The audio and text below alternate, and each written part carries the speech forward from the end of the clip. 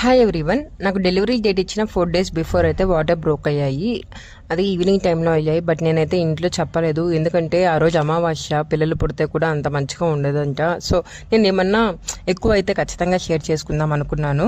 అందుకని ఏం చెప్పలేదు ఇంట్లో వాళ్ళకి. బట్ నైట్ అయితే మా హస్బెండ్ బిర్యానీ ఆర్డర్ పెట్టారు. తనకి ఈ విషయం ఏం తెలియదు కదా, ఇంకేం చెప్పలేక నేను కూడా తినేసాను. బట్ మార్నింగ్ లేవగానే కడుపు నొప్పి వచ్చింది అనమాట. కొంచెం ఆ టైంలో చెప్పేశాను ఇంక ఇంట్లో వాళ్ళకి అందరికీ. బట్ టెన్షన్ పడ్డారు అందరూ, ఇంత జరిగినా చెప్పలేదు. అప్పటికే ఆల్మోస్ట్ 12 hours దాటేసింది అనమాట బ్రోక్ అయిపోయి కూడా. ఇంకా వెంటనే చెప్పగానే హాస్పిటల్లో తీసుకొని జాయిన్ చేశారు.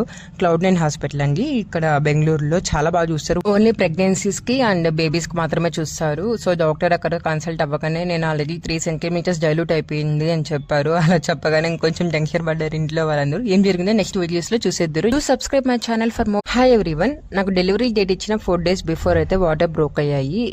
అది ఈవినింగ్ టైంలో అయ్యాయి. బట్ నేనైతే